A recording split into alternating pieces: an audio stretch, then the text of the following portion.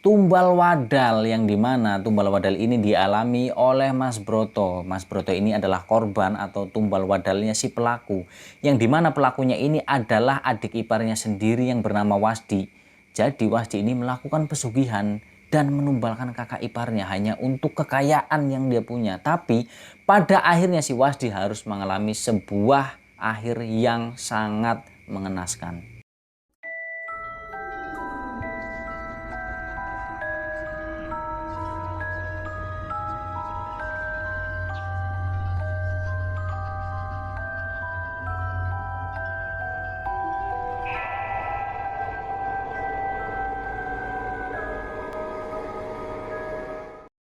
Assalamualaikum warahmatullahi wabarakatuh. Ketemu lagi sama saya, Misbah Muthaharun. Apa kabar kalian semua, Lur? Semoga kalian senantiasa dalam keadaan yang sehat selalu. Amin ya robbal alamin. Lur, teman-teman semuanya, pada kesempatan kali ini saya akan menceritakan sebuah kisah tentang tumbal, yang dimana tumbal ini adalah tumbal wadal. Cerita ini datang dari seorang narasumber yang mengalami langsung peristiwa ini. Tapi seperti biasa, untuk nama dan tempat pasti disamarkan karena demi untuk menjaga privasi, kenyamanan, dan juga keamanan orang-orang yang terlibat atau mengalami peristiwa ini. Dan memang ini adalah permintaan dari narasumbernya sendiri. Nah, tapi sebelumnya saya minta maaf nih, setiap video pasti saya minta maaf karena cuacanya lagi hujan. Jadi nanti kalau di sepanjang cerita videonya itu ada suara-suara yang sedikit mengganggu, nyanyian-nyanyian binatang malam, jangkrik, kodok, dan lain sebagainya. Mohon maaf banget, mohon pemaklumannya ya Lur, teman-teman semuanya. Nah baiklah, pasti kalian semua penasaran kan bagaimana nih ceritanya, kelengkapannya, terus perjalanannya itu gimana. Karena memang ini kisah nyata dialami oleh narasumber kita. Ya udah, kalau gitu nggak usah lama-lama lagi, langsung aja kita masuk ke dalam ceritanya. Tumbal wadal. Nah ini saya mau menceritakan tentang seseorang yang mengalami, atau narasumber kita ini, yaitu sebut saja namanya Mas Broto. Nah, sebelumnya saya akan menjelaskan ini menurut sudut pandang atau pemikiran dari Mas Broto sendiri sebagai seorang narasumber yang memang benar-benar mengalami sendiri peristiwa itu. Dan beliau sendiri ini adalah korbannya. Nah, karena bagi Mas Broto, yang namanya bekerja sama dengan setan, dengan iblis atau jin, itu pasti ada tumbalnya. Apalagi sihir dan pesugihan tentunya. Yang secara umum kita tahu, semuanya orang tahu, bahwa yang namanya pesugihan dan yang namanya tumbal itu saling berkaitan. Nah itu menurut narasumber kita Mas Broto, dan saya rasa kita semuanya juga setuju dengan sudut pandangnya Mas Broto ini. Nah itu sih ya, bagi yang nggak percaya ya monggo, terserah mau percaya atau tidak. Tapi yang pasti kita nggak apa-apa berbeda dalam sudut pandang, cara melihat apa itu tumbal, apa itu wadal, dan orang yang bekerja sama dengan setan atau jin atau iblis, yang dimana di sini konteksnya adalah pesugihan, sihir, atau yang lain sebagainya, santet termasuk. Itu termasuk apa ya, sesuatu yang bekerja sama dengan setan. Jadi kita berbeda sudut pandang tentang hal itu nggak apa-apa. Jadi anggaplah biar dunia ini rame. Tapi walaupun begitu, kita semua tetap harus belajar rileks dengan semua perbedaan kita. Nah, Lur, teman-teman semuanya, sebagaimana namanya, tumbal wadal. Nah, tapi kali ini kenapa Mas Broto ini menamakan peristiwa yang dialami itu apa ya namanya sebagai tumbal wadal? Karena seakan-akan semuanya itu berpindah ke orang lain. Nah, yang berpindah ke orang lain itu apa? Yang berpindah itu ya karakter, ya hoki, spirit, atau semangat, rumah, mobil, harta, janin anak, kebahagiaan, dan lain-lain sebagainya.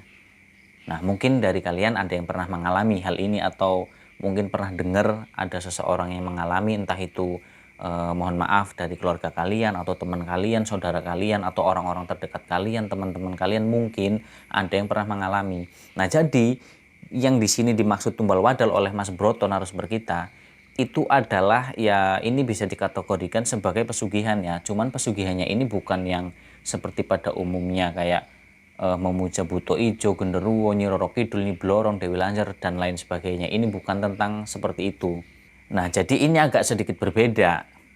Makanya Mas Broto ini menganggap ini sihir, walaupun ujung-ujungnya sama, untuk memperkaya seseorang yang melakukan hal tersebut. Nah, ini sedikit saya jelaskan biar nggak gagal paham, karena apa ya, yang namanya pesugihan atau sesuatu yang bekerja sama dengan setan, jin atau iblis, yang intinya sesuatu yang gaib. Dan pasti setiap orang itu masing-masing berbeda pengalamannya, sekalipun itu jenis pesugihannya sama. Contoh kita nih, saya, kalian, teman-teman lur, kita sama-sama memuja Nyi Roro Kidul misalkan. Sama-sama nih pesugihannya satu jenis. Tapi saya dan kalian itu pasti beda pengalamannya. Walaupun ujung-ujungnya sama, pesugihan untuk memperkaya diri dan ada tumbal di situ. Tapi di perjalanannya itu pasti berbeda pengalamannya. Termasuk yang ditumbalkan juga pasti kan berbeda. Nah, ini yang dialami oleh Mas Broto. Karena pesugihan di sini tidak seperti pada umumnya. Jadi kayak bertukar nasib gitu loh. Jadi antara si korban yang ditumbalkan, yang dimana di sini yang ditumbalkan itu adalah Mas Broto, ditumbalkan oleh seseorang agar orang ini bisa mendapatkan pesugihan atau kekayaan. Dengan cara pesugihannya itu tadi bertukar nasib. Jadi yang Mas Broto tadinya tinggi di atas atau kaya, kemudian jatuh miskin, dan si miskin ini dia naik jadi kaya. Nah, seperti itu.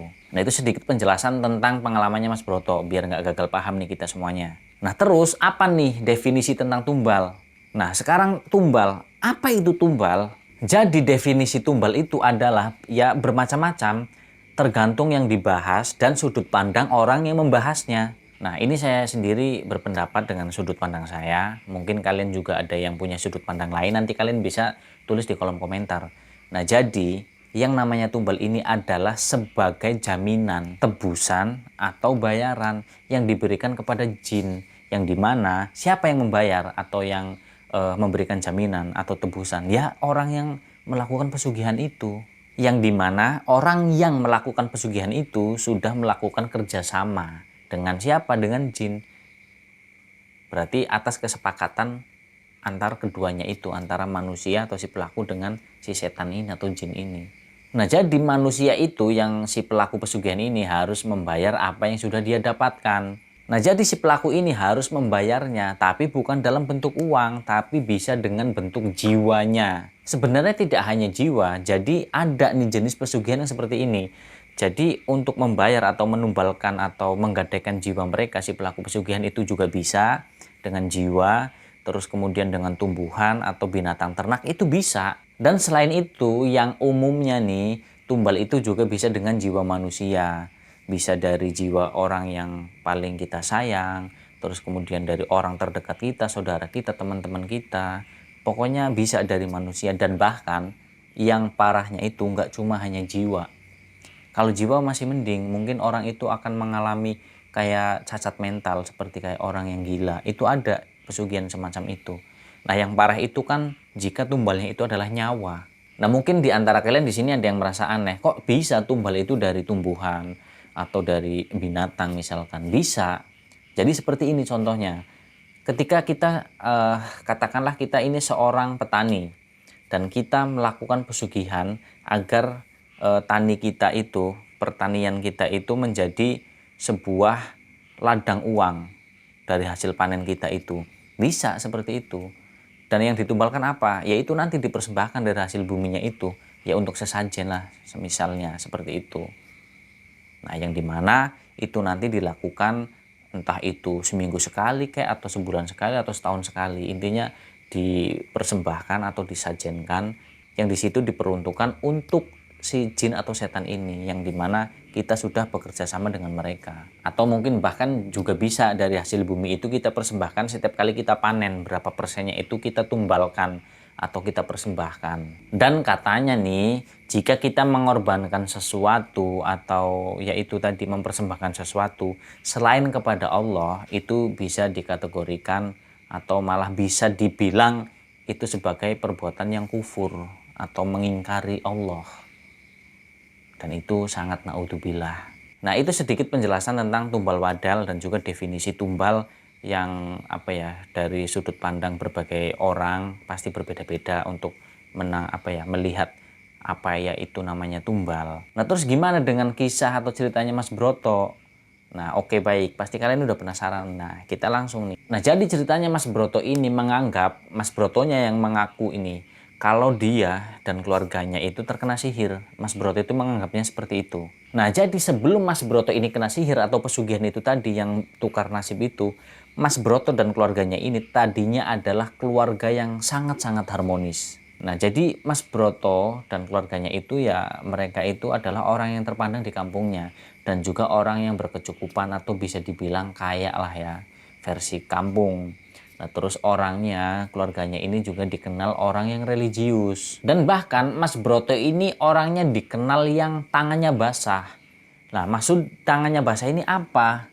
Maksud tangannya basah itu adalah Mas Broto itu orangnya gampang banget mencari uang atau usahanya itu selalu diberikan keberkahan dan diridhoi oleh Allah, mungkin seperti itu karena setiap kali usaha itu pasti berhasil dan selalu mendapatkan keuntungan dan keuntungannya itu lumayan. Makanya Mas Broto ini menjadi orang yang terpandang dan menjadi orang yang ya bisa dibilang paling kaya di kampungnya. Ya umum orang kampung lah ya. Nggak cuma orang kampung sih kalau menurut saya, mohon maaf. Jadi memang kita sebagai manusia itu kadang suka terlena. Jadi kita itu menghormati seseorang itu kita melihat dari harta dan kekayaannya. Nah, itu juga dialami oleh Mas Broto dan juga keluarganya. Nah, tapi setelah Mas Broto ini terkena sihir atau pengaruh dari pesugihan tersebut, semuanya berbanding terbalik dan drastis banget, lur, teman-teman semua. Nah, di sini Mas Broto itu menamakan nasibnya itu dengan sebutan atau istilah dunia terbalik. Ya, mungkin ini seperti kayak nama di dalam sinetron itu ya, lur. Nah, itu Mas Broto menamakannya seperti itu. Ini saya ulangi ya, dunia terbalik kata Mas Broto. Nah, kenapa kok Mas Broto itu bisa mengistilahkan kalau nasib kehidupannya itu dunia terbalik? Dan apa yang terbalik? Pasti kan begitu bertanya-tanya nih kita semuanya. Yang terbalik itu ya semuanya. Kehidupannya, kebahagiaannya, hartanya, kehormatannya yang dia miliki, yang selama ini dia kumpulkan. Semua itu terbalik. Nah, terbaliknya itu gimana? Terbaliknya itu Mas Broto dan keluarganya yang dulunya itu di atas, maksudnya itu di titik teratas, tiba-tiba seketika itu berbanding terbalik. Mas Broto itu dan keluarganya terjatuh dalam lembah yang paling dalam, di titik yang terendah. Semua yang Mas Broto miliki, harta, kehormatan, kebahagiaan, keterampilannya dia dalam mencari uang, relasi bisnisnya, kepercayaannya, itu seketika hilang semuanya. Nah, tapi di sisi lain ada yang naik ke atas di saat keluarganya Mas Broto ini lagi terjatuh di titik terendahnya. Dan inilah yang dikatakan oleh Mas Broto itu sebagai tumbal. Nah, kenapa Mas Broto ini menamakan nasib dirinya dan keluarganya itu tumbal? Karena maknanya adalah untuk membuat berada di atas itu perlu atau membutuhkan tumbal. Atau ada yang dikorbankan. Dan mereka, Mas Broto dan keluarganya ini adalah orang yang bernasib seperti itu. Nasib yang ditumbalkan oleh seseorang. Dahulunya rumah tangga Mas Broto itu adalah rumah tangga yang sangat harmonis, sangat bahagia, tapi seketika berada di ujung tanduk hingga kemudian akhirnya jatuh hingga di titik terendah. Dan saat Mas Broto dan keluarganya itu sudah di titik terendah, tiba-tiba ada salah seorang keluarga, ada sebuah keluarga maksudnya, itu tiba-tiba naik ke atas dan menjadi yaitu tadi bernasib sama dengan nasibnya Mas Broto yang dulu. Hidup serba ada, serba berkecukupan, kebahagiaan mereka lengkap. Ya sebenarnya kalau untuk ini sih memang tidak bisa semata-mata kita menafsirkan bahwa ketika ada orang yang lagi terjatuh yang tadinya di atas kemudian di titik terendah, terus ada salah seorang yang naik, terus kita menyimpulkan bahwa orang yang jatuh ini karena korban dari si orang yang tiba-tiba naik, iya nggak bisa juga sebenarnya. Nah, tapi kenapa Mas Broto ini berani untuk menceritakan? Karena memang sudah yakin fix memang disebabkan seperti itu. Jadi seperti ini, Mas Broto itu dia yakin setelah Mas Broto dan keluarganya ini menjadi korban pesugihan atau terkena sihir lah istilahnya seperti itu Mas Broto mengistilahkan. Itu hokinya, rezekinya, terus kebahagiaan semuanya yang dimiliki itu berpindah ke orang tersebut. Dan orang tersebut itu menjadi kaya mendadak. Oke, kalau orang yang kaya mendadak ini dia tahu usahanya seperti apa, bisnisnya banyak di mana-mana. Oke, itu masih masuk akal. Oh mungkin ya punya tabungan kali, tapi nggak ada orang yang tahu. Bisa juga, tapi kenyataannya itu nggak demikian. Jadi kenyataan yang terjadi itu adalah semakin Mas Broto dan keluarganya itu menderita, maka si pelaku ini akan semakin kaya raya dan semakin bahagia. Dan itu terjadi terus setiap hari, setiap saat. Semakin terpuruk, udah jatuh ke bawah nih di titik terendah, semakin susah juga buat makan sehari-hari aja susah. Nah, tapi ini semakin naik, semakin naik. Jadi kayak seolah-olah itu kehidupan atau nasibnya itu selalu ditekan terus agar berada di bawah. Nah, karena memang karakternya Mas Broto ini orangnya sangat pekerja keras dan memang sangat terampil untuk mencari relasi usaha. Nah, itu seakan-akan tetap aja ditutup-tutupin gitu loh. Maksudnya dihalang-halangin oleh sesuatu. Jadi ketika ingin melakukan usaha apa selalu gagal, selalu gagal. Sebenarnya Mas Broto dan keluarganya ini orangnya ya itu tadi, selain orangnya eh, dihormati, serba kecukupan, orangnya religius. Nah, Mas Broto dan keluarganya ini memang orangnya sangat dermawan, itu dikenal seperti itu oleh masyarakat, oleh lingkungan, oleh orang sekitar, orang sekampungnya. Nah, terus kenapa kok tiba-tiba dia kehidupannya berbanding terbalik? Nah, jadi seperti ini penyebabnya, lur teman-teman semuanya. Diceritakan oleh Mas Broto, jadi pada suatu ketika itu ada salah seorang anggota keluarganya yang dimana di sini adalah adik ipar dari Mas Broto. Tapi adik iparnya ini statusnya sama-sama kayak Mas Broto, menantu di keluarga istrinya itu. Nah, jadi istrinya Mas Broto itu punya adik. Nah, adiknya itu perempuan, adik istrinya Mas Broto. Nah, adiknya istrinya Mas Broto ini punya suami. Nah, jadi karena orang itulah yang menyebabkan Mas Broto ini yang tadinya berada di atas, kemudian tiba-tiba jatuh terperosok di lembah yang terdalam, di titik terendah. Nah, jadi ini mohon maaf nih. Jadi anggaplah seperti ini. Istrinya Mas Broto itu adalah dua bersaudara, yang dimana istrinya Mas Broto ini adalah anak sulung. Dia punya adik satu. Sebenarnya ada lagi adiknya, cuman udah meninggal. Nah, jadi yang hidup tinggal dua, istrinya Mas Broto dan adiknya ini. Nah, adiknya ini punya suami. Nah, tapi pada saat itu nasib mereka itu berbeda. Mas Broto ini dan keluarganya sama istrinya itu menjadi orang yang kaya di kampungnya. Nah, tapi adik dari istrinya Mas Broto itu mohon maaf nih bisa dibilang ya fakir miskin. Nah, terus kenapa di sini katanya Mas Broto ini orangnya dermawan, tapi kok adik iparnya itu sampai miskin? Apakah si Mas Broto ini tidak membantu secara perekonomian? Enggak, bukan begitu lur teman-teman. Mas Broto ini kenapa dibilang dermawan? Ya memang orang dermawan itu kan enggak pandang bulu, maksudnya siapa aja mereka bantu pasti. Nah, tapi karena rasa iri dan dengki di hati adik iparnya Mas Broto, nah itu yang membuat mereka masih tetap berada di lembah atau jurang kemiskinan. Karena apa? Setiap kali Mas Broto ini yang orang yang dermawan ingin membantu secara perekonomian selalu ditolak. Gengsinya tuh gede banget. Bahkan ketika dikasih sesuatu atau ya pokoknya dibantulah, itu adik iparnya itu ngerasa nggak terima bahwa katanya itu adalah sebuah penghinaan.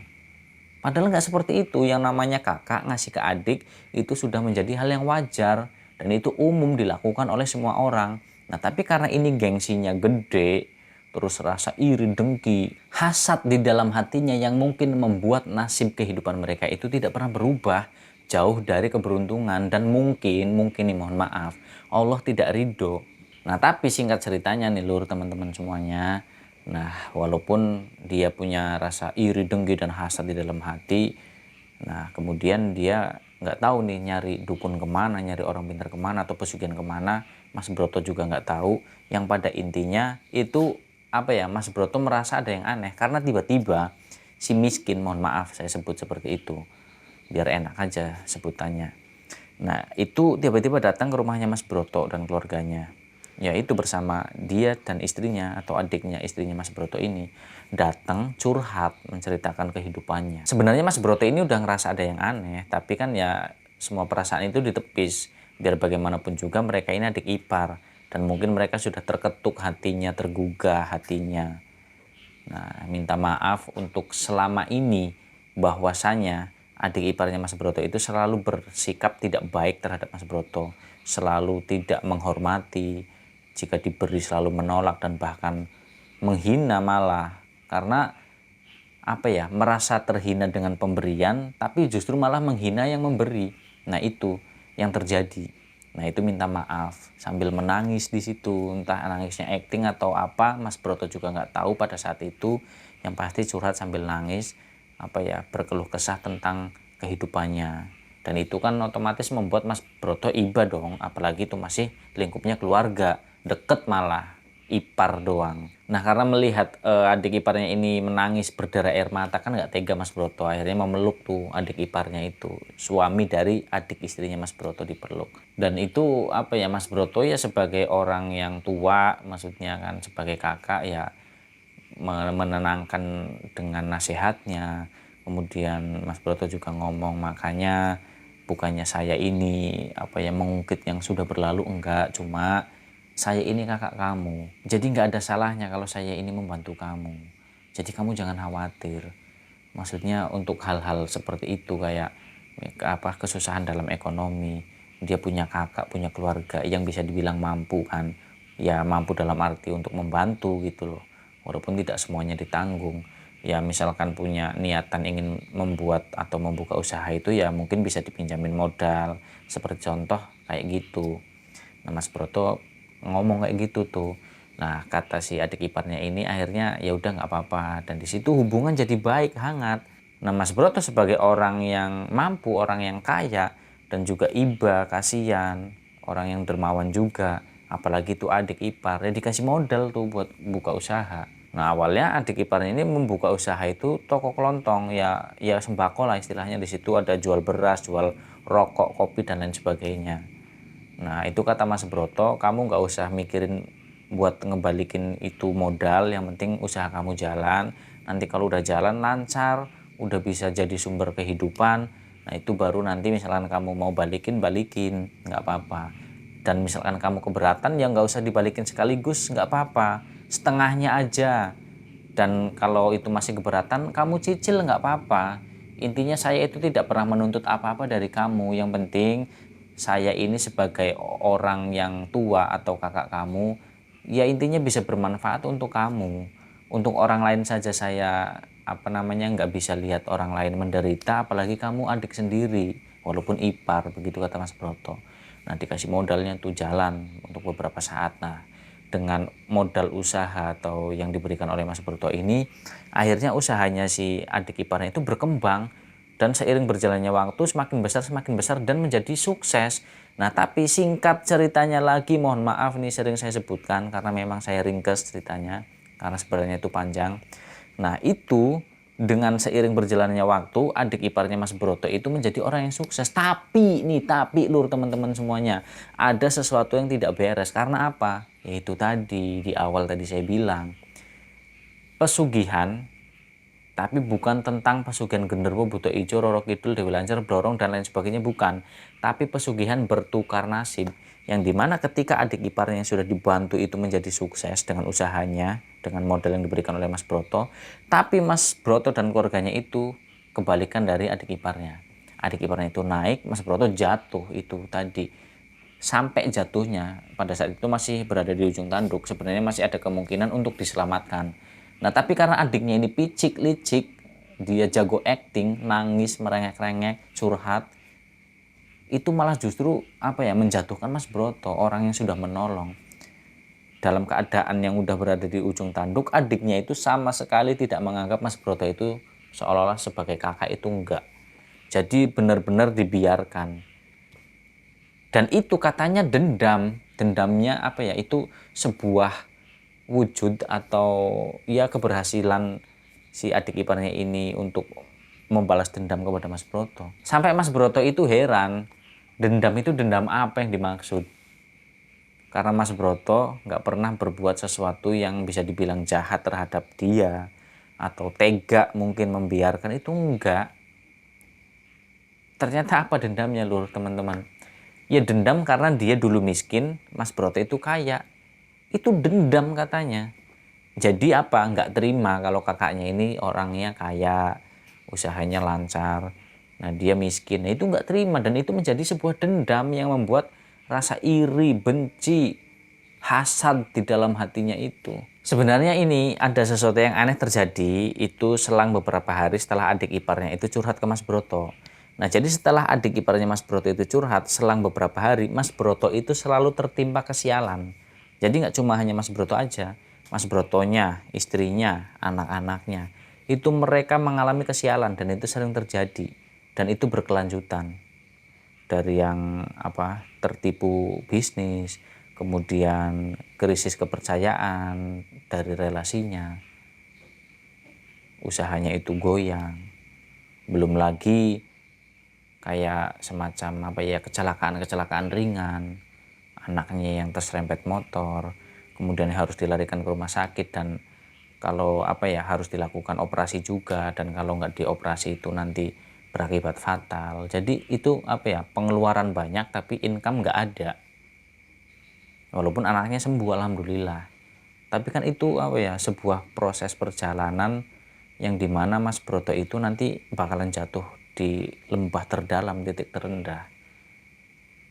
Jadi dari situlah, dari rentetan peristiwa kejadian yang dialami itu, selalu membuang uang, membuang biaya, tapi tidak ada pemasukan. Nah itu makanya perlahan-lahan semakin terkikis. Nah semakin terkikisnya hartanya Mas Broto, ini adiknya semakin naik, semakin sukses, semakin jaya. Tapi nggak peduli dengan apa yang dialami oleh Mas Broto. Ya jelas tidak peduli lah, karena memang itu tujuannya. Nah itu semua terjadi berkepanjangan hingga pada akhirnya Mas Broto itu jatuh miskin. Sebenarnya Mas Broto ini sempat merasa aneh pada waktu itu, walaupun belum punya kecurigaan yang mendalam gitu loh, yang mendasar terhadap adiknya, itu belum.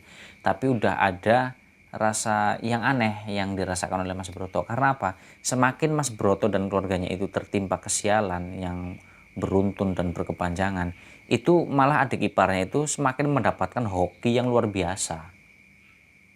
Dan Mas Broto melihat di perjalanannya, di prosesnya, dan di kehidupannya itu, Mas Broto jadi kayak flashback loh ke masa lalunya.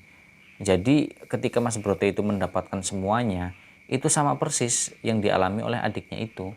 Walaupun Mas Broto mendapatkan itu semuanya, harta, kebahagiaan, kehormatan itu dengan cara yang benar, yang halal.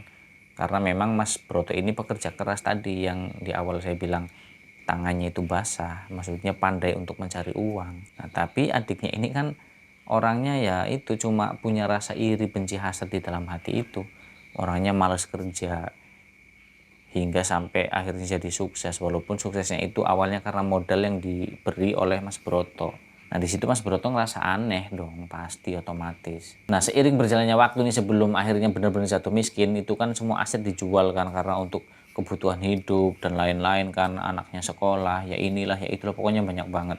Karena tertipu bisnis oleh temannya, hingga akhirnya Mas Broto ini punya pinjaman di bank akhirnya kan, untuk mengganti uang yang sudah diinvestasikan itu, yang ternyata dibawa kabur oleh temannya. Nah itu kan memakan biaya banget. Nah jadi mobil yang dia punya dijual. Nah tapi di sini itu makanya Mas Broto ngerasa kok mirip gitu loh. Jadi ketika Mas Broto jual mobil, adik iparnya beli mobil. Mas Broto sampai jual aset, kan rumahnya nggak cuma satu Mas Broto. Dia jual satu persatu kan. Adiknya dia beli rumah. Mas Broto jual tanah, dia beli tanah. Seperti itu. Dan bahkan jadi orang yang pernah membeli sawah atau tanahnya Mas Broto itu kan memang kebetulan nggak jauh orangnya. Nah yang membeli punyanya Mas Broto itu dijual lagi ke adik iparnya itu, dibeli dengan harga tinggi. Jadi seolah-olah tuh adik iparnya itu ngeledek ke Mas Broto, sekarang lu udah jatuh miskin, lu nggak punya apa-apa, lu nggak bisa apa-apa sekarang. Ini lihat gue sekarang nih udah kaya. Jadi seolah-olah seperti itu, walaupun tidak diucapkan, tapi dengan sikapnya ya udah seperti itu. Dan cuek banget, nggak pernah istilahnya sama sekali mengunjungi Mas Broto yang lagi dalam keadaan ekonomi yang pailit, itu nggak pernah. Walaupun sebenarnya Mas Broto itu berharap, bukan berharap untuk dikembalikan uangnya, enggak.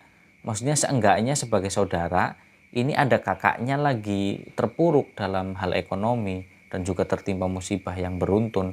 Ya datang kayak bela sungkawa, prihatin gitu, enggak, sama sekali tidak pernah. Dan itu terjadi begitu seterusnya sampai akhirnya semua aset, semua barang yang dipunyai oleh Mas Broto itu habis dan adiknya semakin kaya, semakin banyak yang dia punya. Jadi seolah-olah itu semuanya berpindah ke iparnya ini, dari kebahagiaan, harta, rumah, mobil, tanah, sawah, toko, bisnis, semuanya, relasi kerjanya Mas Broto dan lain-lain sebagainya, semuanya itu seolah-olah itu berpindah ke si iparnya ini, dan nasib iparnya yang tadinya miskin berpindah ke si Mas Broto. Jadi Mas Broto itu terkesan seperti didesain untuk tidak merasakan kebahagiaan, melainkan didesain secara kehidupan itu untuk mengalami sebuah penderitaan yang terus-menerus berkelanjutan dan seolah-olah tidak akan ada habisnya. Nah, karena kondisinya yang sangat-sangat terpuruk pada saat itu, Mas Broto pun akhirnya ya karena udah nggak bisa melihat ke kanan kiri, nggak ada yang bisa dimintai bantuan, tadinya yang kehormatan dia miliki tiba-tiba nggak ada, ya maklum lah ya, namanya orang yang ini pengecualian sih, kecuali orang yang memang hatinya tulus untuk berteman bersaudara dengan sesama manusia, yaitu mungkin tidak akan memperlakukan Mas Broto itu atau melihat Mas Broto itu dengan sebelah mata. Tapi pada kenyataannya orang hidup di kampung, yang nggak di kampung nggak di kota sih sebenarnya sama aja. Orang itu akan, kalau orang Jawa bilang tuh aji. Aji itu berarti dihargai atau dihormati ketika orang tersebut itu mempunyai banyak uang, harta, kaya, itu akan dihormati. Ini saya sebut kampung aja biar enak ya, karena saya sendiri juga hidup di kampung. Itu pasti dari kalian semua, kalau memang misalkan sama nih, mungkin di kampung kalian, di kampung halaman, mungkin orang-orangnya kebanyakan itu menghormati seseorang, itu dinilai dari kekayaannya yang dia punya. Mungkin seperti itu, karena itu umum. Nah, itu dialami akhirnya oleh Mas Broto yang tadinya kehormatan dia punya, kebahagiaan dia punya, pada saat itu drastis. Orang aja, jangankan untuk seperti dulu, untuk saling sapa aja itu nggak pernah. Kalau dulu kan Mas Broto ini ya apalagi saling sapa, Mas Broto nggak kelihatan aja, ini Mas Broto kemana ya kok nggak kelihatan, sehat apa enggak, itu jadi orang-orang tuh jadi kebiasaan gitu loh ngomongin keluarganya Mas Broto. Ya mungkin sambil mengharap kedermawanannya itu, ya karena memang ketika Mas Broto itu masih menjadi orang yang kaya, kalau misalkan malam nih keluar ke pos ronda, itu Mas Broto itu nggak cuma keluar terus di situ nongkrong doang kayak orang-orang pada umumnya, itu enggak.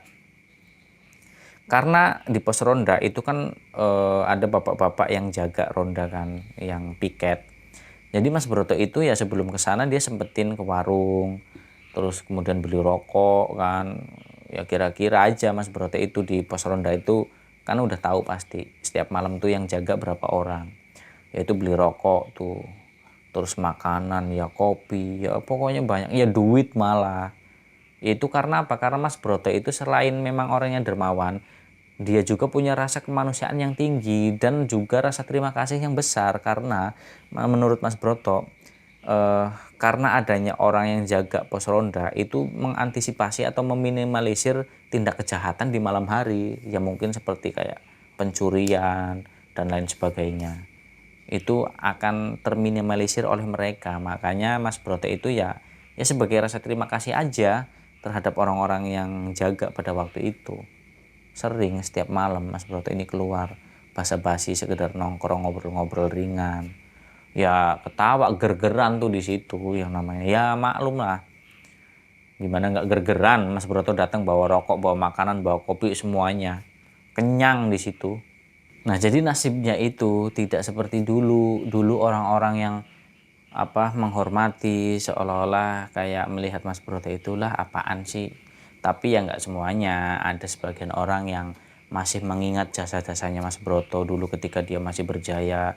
Dia itu orangnya sangat dermawan, suka berbagi, nggak bisa ngelihat orang sekitarnya itu kesusahan. Tapi ya banyak juga yang berpikiran atau memandang Mas Broto itu ya kayak tadi itu, hilang rasa hormatnya.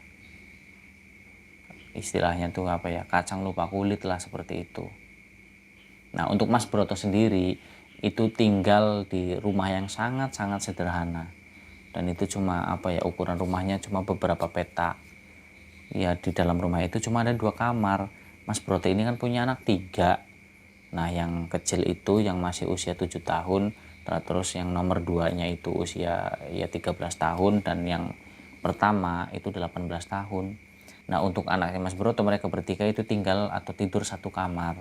Nah karena kakaknya yang udah gede, yang cowok yang pertama itu ya mungkin tidur di dalam kamar sama kedua adiknya, mungkin nggak betah ya maklum lah usia segitu, jadi lebih memilih tidur di ya ruang tamu di teras.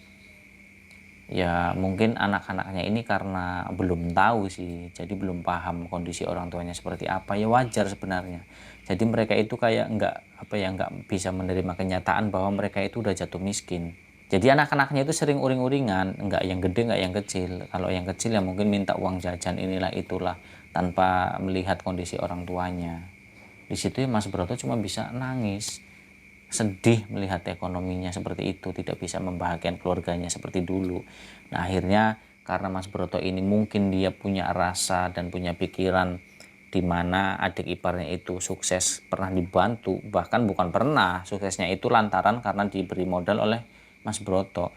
Mungkin nanti Mas Broto datang ke rumahnya gantian curhat seperti itu. Nah siapa tahu nanti adik iparnya ini iba dan membantu. Ternyata enggak, udah dibela-belain dia ngumpulin mental, maksudnya bukan gengsi sih, malu gitu kan, nggak enak juga, takutnya mentang-mentang lagi kaya terus dideketin. Nah itu Mas Broto mikir kayak gitu, tapi karena demi kesejahteraan keluarganya agar bisa makan, dia nekat datang, dia buang rasa malunya, rasa nggak enaknya itu, dia datang. Datang aja nggak sekali, berkali-kali, karena yang pertama, kedua, ketiga itu nggak pernah ditemuin sama adiknya itu, jadi sok sibuk gitulah. Ya nggak ini juga apa maksudnya, nggak jarang juga Mas Broto itu pulang dari rumah adik iparnya itu dengan rasa yang kecewa.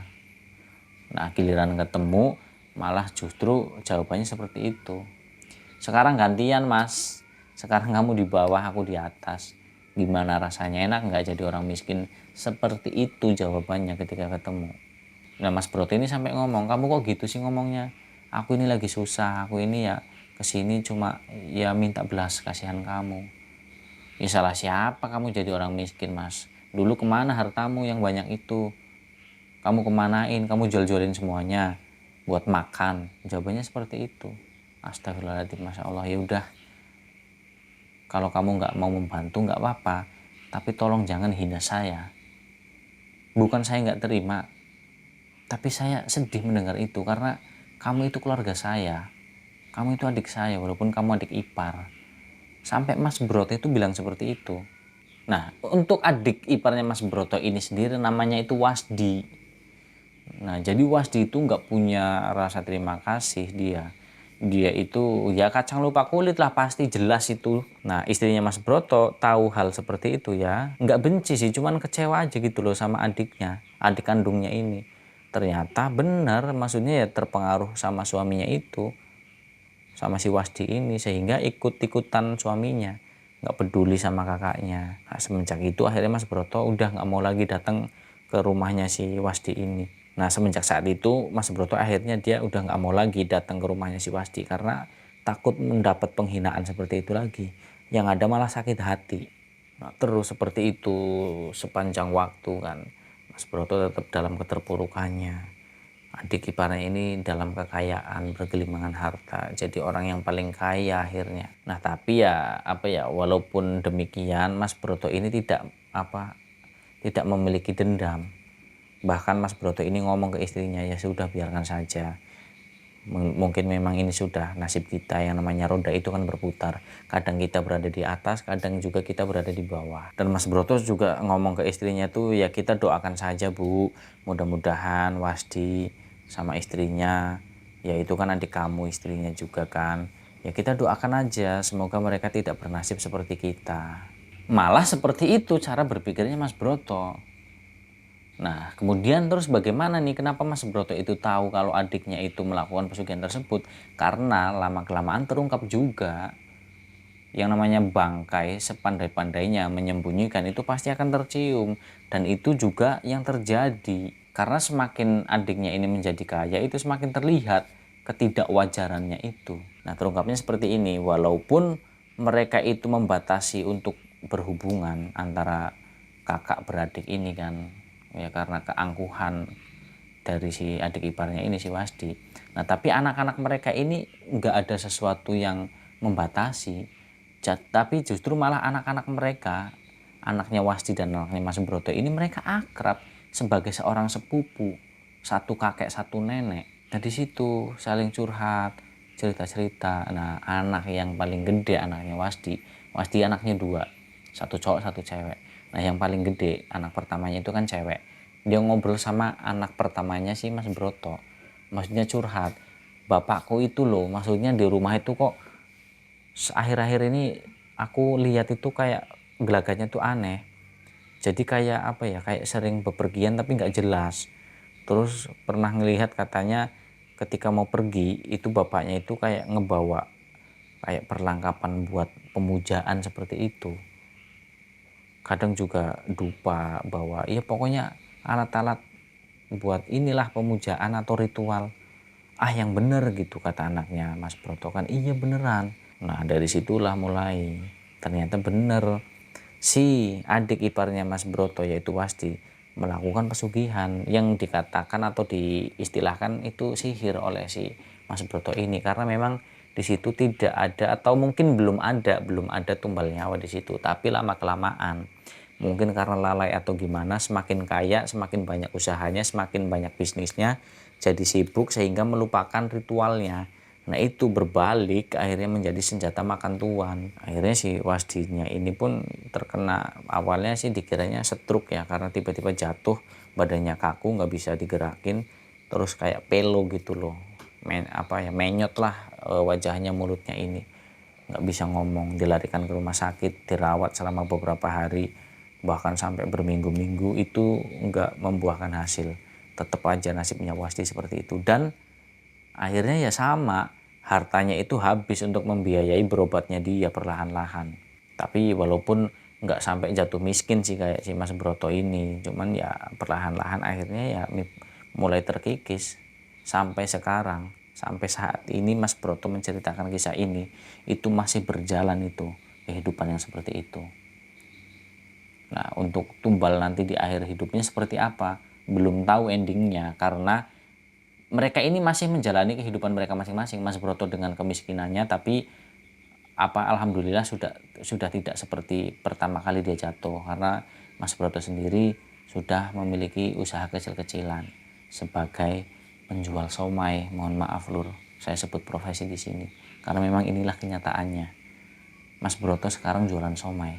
Mas Broto berjualan somai di depan sekolahan STM atau SMK, bukan di depannya persis sih.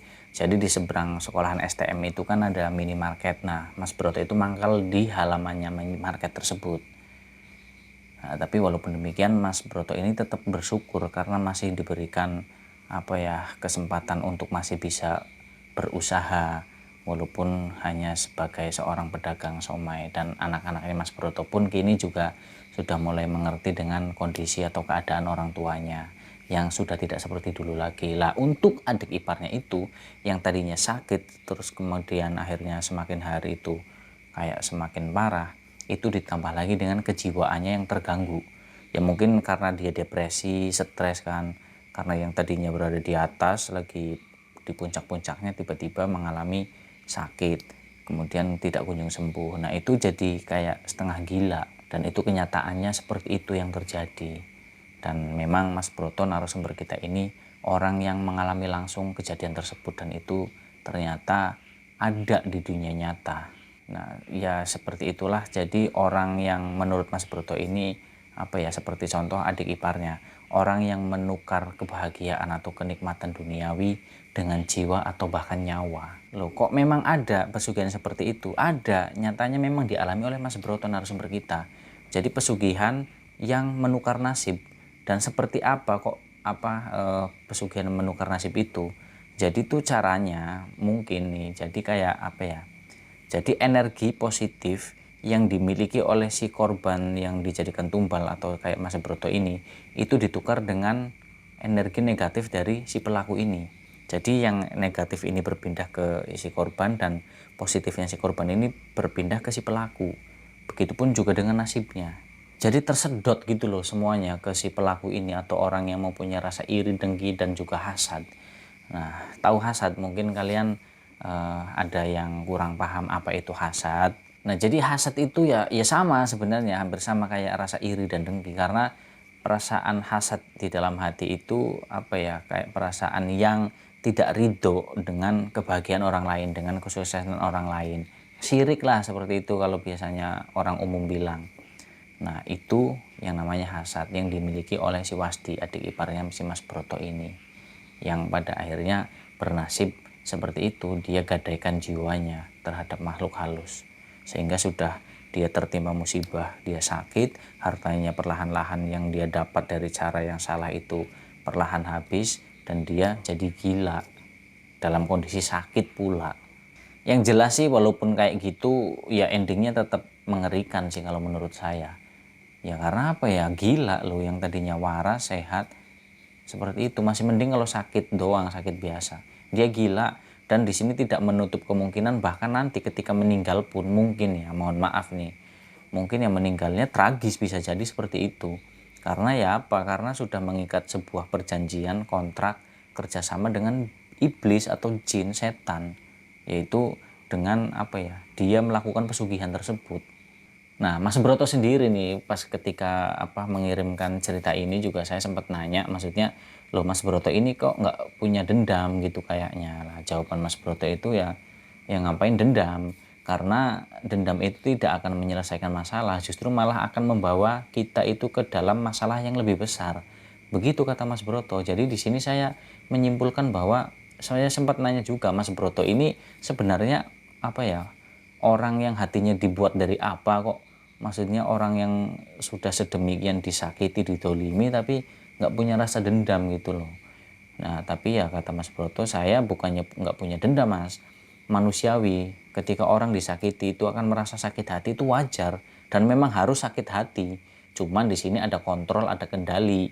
Sehingga kita bisa tidak, walaupun kita pernah sakit hati, tapi tidak untuk melampiaskan gitu loh. Apalagi sampai membalaskan. Jadi biarlah Allah yang membalas.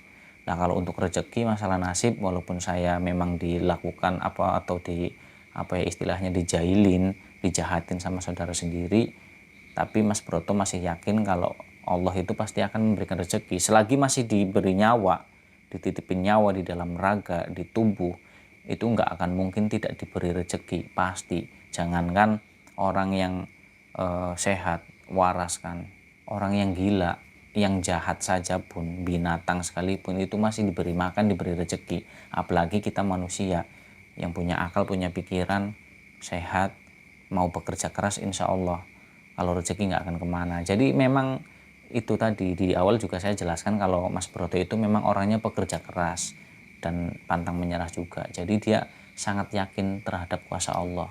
Di sini saya juga salut sama Mas Broto itu. Jadi Mas Broto itu punya keyakinan bahwa untuk apa membalas orang yang menumbalkan kita, karena sesungguhnya tumbal itu mungkin bisa dihindari. Ya bukan mungkin, memang bisa. Jadi ketika ada seseorang yang akan ditumbalkan sebenarnya bisa dicegah. Pencegahannya seperti apa? Kita yang belum melakukan pesugihan jangan melakukan, agar tidak ada tumbal. Di sini sebenarnya nggak cuma tumbal manusia yang kita tumbalkan saja, tapi ternyata kita sendiri, misalkan si pelakunya itu bisa menjadi tumbal dari perbuatan kita sendiri. Makanya pesugihan itu sangat dilarang. Satu, pertama karena memang itu menyekutukan Tuhan, menyekutukan Allah, meminta selain kepada Tuhan. Kedua, ia merugikan orang lain dan juga diri kita sendiri. Dan itu pesugihan itu sangat menderita sebenarnya, penderitaan itu. Baik itu di dunia maupun di akhirat. Kalau di akhirat Allah a'lam sih ya, itu rahasia Allah kan. Tapi yang pasti seperti itulah. Kenapa saya bilang penderitaan di dunia juga? Karena walaupun orang yang melakukan pesugihan ini bergelimangan harta, itu penderitaan. Karena apa? Karena dia itu jadi budak setan di dunia. Jadi budaknya jin iblis yang menyesatkan. Walaupun dia punya kekayaan. Tapi itu sebuah penderitaan. Belum lagi nanti ketika dia mati. Mungkin ya, di sana pun ketika meninggal di akhirat kelak, mungkin jadi budak iblis juga di dalam neraka itu kekal. Tapi itu semua Allah a'lam sih. Tapi yang pasti itu perbuatan sangat salah dan sangat berdosa. Jadi makanya mumpung belum, ya jangan pokoknya jangan sekali-kali pernah mencoba untuk melakukan pesugihan. Nah, kurang lebih seperti itu kisah pengalaman hidup yang dialami oleh Mas Broto, yang dimana dia itu dijahati oleh adik iparnya sendiri yaitu Wasdi, yang melakukan pesugihan menukar nasib mereka. Nah, semoga dari cerita ini kita semua bisa mengambil contoh pelajaran dan juga hikmahnya.